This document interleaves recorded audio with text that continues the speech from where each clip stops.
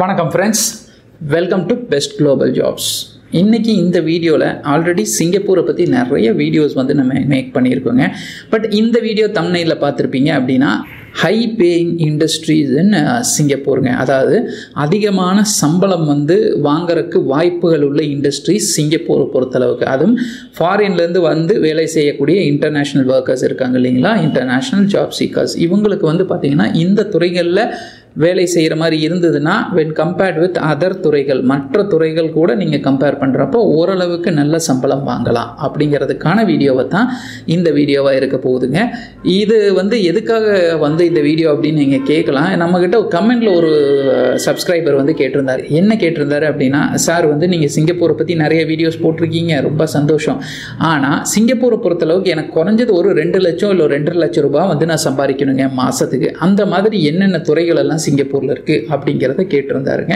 So அதுக்கான ஒரு வீடியோன்னு கூட நீங்கள் எடுத்துக்கலாம். பொதுவாக இந்த 2 லட்சம் 2 லட்சம் 3 லட்சம் அப்படின்னு சம்பாதிக்கிறப்ப நீங்கள் ஒரு விஷயத்தை தெளிவாக தெரிஞ்சுக்கோங்க. இந்தியாவிலேருந்து நீங்கள் வெளிநாடுகள் போய் வேலை வாய்ப்புகளை வாங்கி இங்கே நல்லபடியாக செட்டில் ஆகி நல்லா சம்பாதிக்கிறீங்க. பட் ஆனாலும் உங்களுக்கு இந்த சம்பளங்களை வாங்கணும் அப்படின்னா அதுக்கு போதுமான தகுதி அப்படிங்கிறது நமக்கு இருக்கணும் ஒரு விஷயம். அதாவது ஃபார் எக்ஸாம்பிள் உங்களுடைய குவாலிஃபிகேஷன் அந்த அளவுக்கு இருக்கணும். ரெண்டாவது என்ன அப்படின்னு சொல்லி பார்த்தீங்கன்னா, உங்களுக்கு அந்த திறமை, உங்களுக்கு அந்த ஸ்கில் அப்படிங்கிறது போதுமான அளவுக்கு இருக்கணும். அது இல்லாமல் ரொம்ப முக்கியமானது மூணாவது என்ன அப்படின்னா, உங்களுக்கு முன் அனுபவம் அப்படிங்கிறது ரொம்பவே எதிர்பார்க்கப்படுதுங்க. நீங்கள் என்ன மாதிரியான கண்ட்ரிகளில், என்ன மாதிரியான நாடுகளில் வேலை செஞ்சுருக்கீங்க, என்ன மாதிரியான ரெப்யூட்டட் கம்பெனிஸில் நீங்கள் வேலை செஞ்சுருக்கீங்க, அந்தளவுக்கு உங்களுக்கு திறமை இருக்கா, அதாவது நீங்கள் ஸ்கில்டாக இருக்கீங்களா, உங்களுக்கு அதற்கான தகுதி குவாலிஃபிகேஷன் இருக்கா அப்படிங்கிறதையும் கண்டிப்பாக பார்ப்பாங்க. ஏன்னா கம்பெனி உங்களுக்கு அந்தளவுக்கு சம்பளம் கொடுக்குறாங்க அப்படின்னா இதையும் கண்டிப்பாக பார்க்கத்தான் செய்வாங்க. ஸோ இப்போ நம்ம பார்க்கக்கூடிய இந்த துறைகள் பார்த்தீங்க அப்படின்னா அனுபவம் அப்படிங்கிறது கண்டிப்பாக தேவைப்படுங்க. அனுபவம் இல்லாமல் இந்த சம்பளத்தை வாங்குறது அப்படிங்கிறது கொஞ்சம் கடினம் அப்படிங்கிறது எடுத்துக்கலாம். அனுபவம் இல்லாமல் இந்த சம்பளம் என்னால் வாங்க முடியாதா அப்படின்னு கூட நிறைய பேர் கமெண்ட்ல கேட்பீங்க. கண்டிப்பாக வாங்கலாம். உங்களுக்கு அதற்கான திறமை இருந்ததுன்னா தாராளமாக முன் அனுபவம் குறைவாக இருந்தாலும் இந்த சம்பளத்தை வாங்குறதுக்கு வாய்ப்புகள் இருக்க முடியாதுன்னு நான் சொல்லலை. யாருனால வேணாலும் வாங்கலாம். பட் ஆவரேஜ் பர்சனுக்கு ஒரு 3 லட்சம் ரூபாய் உங்களுக்கு மாதத்துக்கு சம்பளம் வாங்கணும் சிங்கப்பூரை பொறுத்தளவுக்கு அப்படின்னா கண்டிப்பாக முன் அனுபவங்கிறது 5 வருஷம் 7 வருஷம் ஒரு 8-9 வருஷம் அது இருக்கிற மாதிரி இருந்ததுன்னா உங்களுக்கு இந்த சம்பளம் நிறைய எம்ப்ளாயர்ஸ் ஆஃபர் பண்ணுறதுக்கு நிறையவே சான்சஸ் இருக்குது அப்படிங்கிறத தெரிஞ்சுக்கோங்க. அப்போ எந்தெந்த துறைகள் அப்படிங்கிறத நம்ம பார்க்கலாம். வாங்க வீடியோக்குள்ளே போகலாம். இதில் முதல் துறை அப்படின்னு எடுத்தீங்க அப்படின்னா ஹெல்த் கேர் இண்டஸ்ட்ரிங்க. இது ஒரு ஹை பேயிங் இண்டஸ்ட்ரி அப்படிங்கிறத சொல்லலாம். ஏன்னா எடுத்தோன்னே டாக்டர்ஸ் வராங்க, சர்ஜன்ஸ் வராங்க. இவங்களெல்லாம் பார்த்தீங்கன்னா இவங்களுக்கெல்லாம் அதிகமான சம்பளம் கொடுக்கப்படுதுங்க. அது இல்லாமல் நர்சஸ் இருக்காங்க, ஃபார்மசிஸ்ட் இருக்காங்க, டெக்னீஷியன்ஸ் இருக்காங்க, அதர் ஹெல்த் கேர் ப்ரொஃபஷனல்ஸ் இருக்காங்க.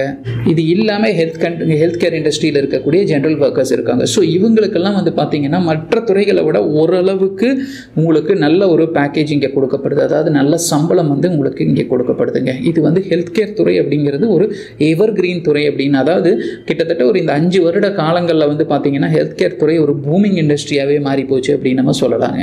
இரண்டாவது துறை, அனைத்து கண்ட்ரிகளுக்கும் பார்த்தீங்கன்னா இந்த துறை தான் உங்களுக்கு எவர் கிரீன் துறை அப்படின்னு சொல்லலாம். இந்த துறை இல்லாத கண்ட்ரியே கிடையாது. ஏன்னா அந்த அளவுக்கு ஒரு சூப்பரான துறைன்னு சொல்லலாம். சேல்ஸ் துறைங்க மற்றும் மார்க்கெட்டிங் துறை. ஒரு நாட்டினுடைய வளர்ச்சியை பார்த்தீங்கன்னா ஒன்றா ஒரு சர்வீஸை விற்கணும், இல்லைன்னா ஒரு ப்ராடக்டை விற்கணும். ஸோ சேல்ஸ் அப்படிங்கிறது இல்லாமல் ஒரு நாட்டில் இருக்கக்கூடிய பணம் உங்களுக்கு இந்த ரொட்டேஷன் சொல்கிறாங்க இல்லைங்களா, அது அப்படிங்கிறது நடக்கிறதுக்கு வாய்ப்புகள் குறைவு தான். ஸோ அப்போது இந்த சேல்ஸ் அண்ட் மார்க்கெட்டிங் துறைன்னு வந்தாலே உங்களுக்கு நல்ல ஒரு இண்டஸ்ட்ரியை பற்றி ஒரு அண்டர்ஸ்டாண்டிங் வேணும், கண்டிப்பாக ஒரு முன் அனுபவம் வேணும், ஒரு இன்டர்பர்சனல் ஸ்கில்ஸ் உங்களுக்கு வேணும். சேல்ஸ் துறையை பொறுத்தளவுக்கு நிறைய யங் பீப்புளை அதிகமாக ப்ரிஃபர் பண்ணுவாங்க. எந்த ப்ராடக்ட் எந்த சர்வீஸை கொடுத்தாலும் பார்த்தீங்கன்னா எந்துவாக விற்கக்கூடிய திறமை வேணும். ஸோ இதெல்லாம் இருந்தது அப்படின்னா உங்களுக்கு சேல்ஸ் துறை ஒரு அருமையான துறை அப்படின்னு சொல்லலாம். ஏன்னா சேல்ஸ் துறை பொறுத்தளவுக்கு சம்பளம் மட்டுமே பார்த்தீங்க அப்படின்னா மற்ற துறைகளில் சம்பளம் அப்படிங்கிறது ஃபிக்ஸ்டாக கொடுக்கப்படுது. இங்கேயும் சம்பளம் ஃபிக்ஸ்டாக கொடுக்கப்படுது. ஆனால் சேல்ஸ் துறையை பொறுத்தளவுக்கு you can earn a bunch of incentives அப்படிங்கிறத நான் சொல்லுவேன்.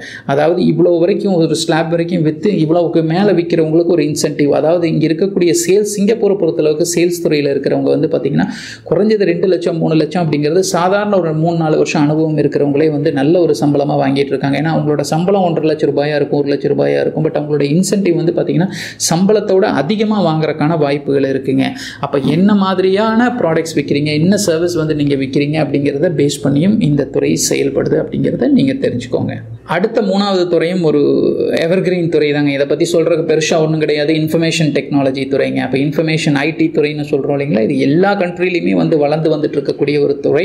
இங்கேயும் சிங்கப்பூரை பொறுத்தளவுக்கு நல்ல ஒரு சம்பளம் கொடுக்கப்படுது. ஃபார் எக்ஸாம்பிள் ஒரு சாஃப்ட்வேரை டெவலப் பண்ணுறதுலையோ, டேட்டாபேஸை மேனேஜ் பண்ணுறதுலையோ, இல்லைனா உங்களுக்கு வந்து நெட்வொர்க் இன்ஜினியராகவோ, ஆக மொத்தத்தில் இன்ஃபர்மேஷன் டெக்னாலஜிக்குள்ளே வரக்கூடிய ஒரு சில துறைகளில் நீங்கள் இருக்கிற மாதிரி இருந்ததுன்னா நல்ல சம்பளம் இந்த துறைகளில் வாங்குறதுக்கு உங்களுக்கு வந்து, அதாவது முன் அனுபவமும் அதுக்கும் முன் அனுபவமும் உங்களுக்கு வந்து பார்த்தீங்கன்னா அதுக்கான திறமையும் குவாலிஃபிகேஷனும் இருந்ததுன்னா நல்லாவே சம்பளம் வாங்கலாம் இந்த துறையை பொறுத்தளவுக்கு.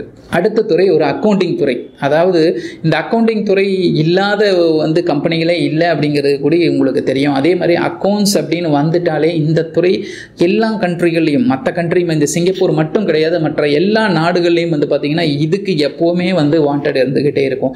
ஸோ இந்த அக்கௌண்டிங் துறையிலையும் வந்து குறைஞ்சபட்ச சம்பளத்திலேருந்து அதிகமான சம்பளம் வரைக்கும் வேலை செய்யக்கூடிய ஆட்கள் இருக்கத்தான் செய்கிறாங்க. பட் உங்களுடைய அனுபவங்களை பொறுத்தது, நீங்கள் எங்கே வேலை செஞ்சுருக்கீங்க, எவ்வளோ அனுபவமாக இருக்கீங்க, என்ன குவாலிஃபைடாக இருக்கீங்க அப்படிங்கிறத பேஸ் பண்ணி உங்களுக்கு சம்பளம் அப்படிங்கிறது இங்கே ஃபிக்ஸ் பண்ணப்படுதுங்க. அக்கௌண்டிங் துறையில் முன் அனுபவம் ஒரு 8 வருஷம் 10 வருஷம் இருக்கிற மாதிரி இருந்ததுன்னா தாராளமாக ஒரு 2 லட்சம் 3 லட்சம் ரூபாய்க்கு மேலே நீங்கள் இந்திய பணத்துக்கு சிங்கப்பூரில் வாங்குறதுக்கு சான்சஸ் இருக்குங்க. ஏன்னா இந்த அக்கௌண்டிங் துறைங்கிறது ஒரு எவர்கிரீன் துறை தான். எல்லா கம்பெனிகள்லையும் வந்து பார்த்தீங்கன்னா இன்டர்நேஷனல் ஒர்க்கர்ஸ் நிறைய பேர் இங்கே ஒர்க் பண்ணத்தான் செய்கிறாங்க. உங்களுக்கு வந்து இந்த ஃபினான்ஷியல் டிரான்சாக்ஷன் சம்மந்தமாக எல்லா விஷயங்களும் தெரியும். இல்லை உங்களுக்கு வந்து பார்த்தீங்கன்னா அக்கௌண்டிங் சம்மந்தமான எல்லா சாஃப்ட்வேர்ஸ்லையும் நான் சர்டிஃபைடாக இருக்கேன், இந்த எல்லா சாஃப்ட்வேர்லையும் நான் ஆல்ரெடி ஒர்க் பண்ணியிருக்கேன் அப்படிங்கிற மாதிரி முன் அனுபவம் இருந்ததுன்னா நீங்கள் அப்ளை பண்ணிங்கன்னா நல்ல ஒரு டீசெண்டான சேலரி வாங்குறதுக்கு சான்சஸ் இருக்குங்க இந்த துறையை பொறுத்தளவுக்கு. அக்கௌண்டிங் அப்படின்னா இன்னொரு துறை நமக்கு ஞாபகம் வருது, என்ன அப்படின்னா பேங்கிங் துறை. இந்த பேங்கிங் துறையும் வந்து பார்த்தீங்க அப்படின்னா உங்களுக்கு ஒரு பேங்கராக இருக்கலாம், உள்ள கிளரிக்கல் ஜாபில் இருக்கலாம், இல்லை லெண்டிங்காக நீங்கள் ஒரு லெண்டராக இருக்கலாம், இல்லைனா பேங்க்குடைய வந்து ப்ராடக்ட்ஸை விற்கிற ஆளாக இருக்கலாம், எப்படி வேணால் இருக்கலாம், இல்லை நீங்கள் வந்து டெல்லராக உட்காரலாம். இந்த மாதிரி இருக்கக்கூடிய பேங்கிங் துறை சம்மந்தத்தில் ஒரு ஃபினான்ஷியல் அனலிஸ்ட்டாக இருக்கலாம். ஸோ இந்த மாதிரி துறைகளில் பொறுத்தளவுக்கு பார்த்தீங்க அப்படின்னா நல்ல ஒரு அனுபவம் இருந்தால் உங்களை ஈஸியாகவே கிராப் பண்ணிக்குவாங்க. அதை தெரிஞ்சுக்கோங்க. அனுபவம் ப்ளஸ் உங்களுக்கு குவாலிஃபிகேஷன், திறமை இது இருக்கிற மாதிரி இருந்ததுன்னா குறைஞ்சது ஒரு 2-3 லட்சம் ரூபாய்க்கு மேலே நல்ல ஒரு சேலரியில் உட்கார்றதுக்கு உங்களுக்கு சான்சஸ் இருக்குங்க இந்த துறையை பொறுத்தளவுக்கு. ஆறாவது துறை, இந்த துறை ஏன்டா நம்ம விட்டுட்டோம் அப்படின்னு நிறைய பேர் கேட்பாங்க. இந்த துறையை நம்ம விட்டுட்டோம் அப்படின்னாலே கண்டிப்பாக கமெண்டில் வந்து பார்த்தீங்க அப்படின்னா நிறைய பேர் நம்மகிட்ட கேட்பாங்க. இந்த துறை வந்து ஒரு சில கண்ட்ரிகளில் வந்து இதை விட அதிகமாக சம்பளம் வாங்கக்கூடிய துறைகளும் இருக்குது. பட் சிங்கப்பூர் பொறுத்தளவுக்கு இந்த ஆறாவதாக சொன்ன துறை அப்படிங்கிறது என்னென்னா எஜுகேஷன் துறைங்க. இந்த துறைக்கும் நல்ல ஒரு ரெக்குவயர்மெண்ட் இருக்குது அப்படின்னே சொல்லலாம். ஃபார் எக்ஸாம்பிள் நல்ல படித்த உங்களுக்கு வந்து பார்த்தீங்கன்னா பிஹெச்டிஸ் இல்லை எம்ஃபில் இந்த மாதிரி படித்து முன் அனுபவம் இருக்கக்கூடிய ப்ரொஃபஸர்ஸும் லெக்சரர்ஸும் அசோசியேட் ப்ரொஃபஸர்ஸ், ஸோ இந்த மாதிரி இருக்கக்கூடிய டீச்சிங் இண்டஸ்ட்ரி அப்படின்னு வந்துட்டாலே உங்களுக்கு ஒரு வாஸ்டான ஒரு இண்டஸ்ட்ரிங்க. உங்களுக்கு யூனிவர்சிட்டி லெக்சரர், யூனிவர்சிட்டி ப்ரொஃபஸர்ஸாக இருக்கிறவங்கள தாராளமாக they are making huge money அப்படிங்கிறத நான் சொல்லுவேங்க. For example they are making more than 3 lakh 4 lakh rupees வாங்கிட்டு வேலை செய்யக்கூடிய டீச்சர்ஸும் நிறைய பேர் இருக்கத்தான் செய்கிறாங்க. இல்லை நான் ஒரு பப்ளிக் ஸ்கூலில் ஒர்க் பண்ணுறேன், இல்லை ஒரு ப்ரைவேட் ஸ்கூலில் நான் ஒர்க் பண்ணுறேன், அப்படி ஒர்க் பண்ணுறேன், எனக்கு முன் அனுபவம் 5 வருஷத்துக்குள்ளே தான் இருக்குது அப்படின்னா அதுவங்களுக்கும் வந்து பார்த்தீங்கன்னா 1 லட்சத்துக்கு மேலே சம்பளம் வாங்குறவங்களும் இருக்கத்தான் செய்கிறாங்க. ஸோ அதனால் எஜுகேஷன் வர்றப்போ இல்லை இந்த டீச்சிங் இண்டஸ்ட்ரி அப்படின்னு வர்றப்போ சிங்கப்பூரை பொறுத்தளவுக்கு அதிகமாக வந்து ரெக்ரூட்மெண்ட்ஸ் நடந்துட்டுருக்கு. பட் இங்கிலீஷ் அப்படிங்கிறது ESL, English is second language டீச்சர்னு சொல்லுவாங்க. ESL டீச்சர்ஸ்னு வர்றப்போ நேட்டிவ் வந்து ஸ்பீக்கர்ஸை அதிகமாக ப்ரிஃபர் பண்ணுவாங்க. ஃபார் எக்ஸாம்பிள் இங்கிலீஷ் ஸ்பீக்கிங் கண்ட்ரிலேருந்து வரக்கூடிய டீச்சர்ஸை வந்து அதிகமாக ப்ரிஃபர் பண்ணுறாங்க. அதையும் ஒரு விஷயம் தெரிஞ்சு வச்சுக்கோங்க. பட் அதுக்காக இந்தியாவிலேருந்து போகிறவங்களை வந்து பார்த்தீங்கன்னா எடுக்க மாட்டாங்களான்னா அப்படி கிடையாதுங்க. If you are expert in English, if you are good in English அப்படிங்கிற மாதிரி இருந்ததுன்னா கண்டிப்பாக you will also get recruited அப்படிங்கிறத நீங்கள் தெரிஞ்சுக்கோங்க. And at last 7th one, இது இல்லாமல் சிங்கப்பூர் இல்லை அப்படின்னு சொல்லலாம். என்னென்னா என்ஜினியரிங் இண்டஸ்ட்ரிங்க. ஓவராலாக இருக்கக்கூடிய காமனாக எல்லா இன்ஜினியரிங் இண்டஸ்ட்ரி, ஃபார் எக்ஸாம்பிள் நீங்கள் சிவில் எடுத்துக்கலாம், எலக்ட்ரானிக்ஸ் எடுத்துக்கலாம், ஐடி நீங்கள் எடுத்துக்கலாம், பெட்ரோகெமிக்கல் எடுத்துக்கலாம். ஸோ இந்த மாதிரி இருக்கக்கூடிய பொதுவாக இருக்கக்கூடிய இன்ஜினியரிங் துறை அப்படிங்கிறது இங்கே வளர்ந்து வந்துட்டு இருக்கக்கூடிய ஒரு துறைங்க சிங்கப்பூரை பொறுத்தளவுக்கு. அதனால் இதில் இருக்கக்கூடிய எல்லா மெக்கானிக்கல் இன்ஜினியர்ஸை விட்டுட்டு சண்டைக்கு வருவாங்க, ஆட்டோமொபைல் இன்ஜினியர்ஸ் இருக்காங்க. ஸோ இந்த மாதிரி இந்த காமனாக எல்லா இன்ஜினியர்ஸுக்கும் வந்து பார்த்தீங்கன்னா ஓரளவுக்கு இங்கே வேலை வாய்ப்புகள் இருந்துட்டு தான் இருக்குது. இந்த துறைகளில் அதிகமாக மணி மேக் பண்ணக்கூடிய ஆட்களும் இருக்கத்தான் செய்கிறாங்க. அதாவது நல்ல எக்ஸ்பீரியன்ஸ், நல்ல அனுபவம் இருந்து திறமையும் இருந்தது அப்படின்னா இந்த இன்ஜினியரிங் துறையிலையும் தாராளமாக உங்களால் 3 லட்சம் ரூபாய்க்கு மேலே சம்பளம் வாங்குறதுக்கும் சிங்கப்பூரை பொறுத்தளவுக்கு வாய்ப்புகள் இருக்குது ஆஸ் அ இன்டர்நேஷ்னல் ஒர்க்கர். அதையும் நீங்கள் தெரிஞ்சுக்கோங்க. லோக்கலைஸும் வந்து பார்த்தீங்கன்னா இங்கே இருக்கக்கூடிய சிங்கப்பூரியன்ஸும் நல்ல சம்பளம் வாங்கிட்டு வேலை செய்கிறாங்க. At the same time international ஒர்க்கர்ஸுக்கும் நல்லாவே உங்கள் சேலரி கொடுத்து இங்கே நிறைய கம்பெனிஸ் வந்து ரெக்ரூட் பண்ணிட்டு தான் இருக்காங்க. ஸோ இப்போ சொன்ன இந்த 7 இண்டஸ்ட்ரியும் வந்து பார்த்தீங்க அப்படின்னா இதோடைய கம்ப்ளீட் டீடைல்ஸ் கீழே நான் போட்டிருக்கேன் பார்த்தீங்களா, www.alltechinformation.com, அதுலேயும் அப்டேட் பண்ணியிருப்போம். ஸோ இப்போ இந்த வீடியோ போடுறப்ப அப்டேட் ஆகிருக்கும், இல்லைனா வீடியோ போட்டு கொஞ்சம் நேரத்துலையோ இல்லை அதுக்கு முன்னாடியோ கூட நாங்கள் அப்டேட் பண்ணியிருக்கலாம். பட் இதில் என்ன இன்ஃபர்மேஷன் இருக்குன்னா இப்போ சொன்ன எல்லா இன்ஃபர்மேஷனும் இருக்கும். ப்ளஸ் அது கூட அடிஷ்னலாக வந்து பார்த்தீங்க அப்படின்னா எப்படி அப்ளை பண்ணலாம் அப்படிங்கிறது ரொம்ப முக்கியம் இல்லைங்களா. நான் வந்து இந்தியாவில் இருக்கேன் சார், ஸ்ரீலங்காவில் இருக்கேன், I don't know how to apply to Singapore அப்படின்னு இருக்கிறவங்களுக்கு என்னென்ன ஜாப் போர்ட்டல்ஸ் எல்லாம் இருக்குங்கிற டீட்டெயில்ஸும் முடிஞ்ச அளவுக்கு அதில் வந்து நாங்கள் அப்டேட் பண்ணுவோம். அதையும் தெரிஞ்சுக்கோங்க.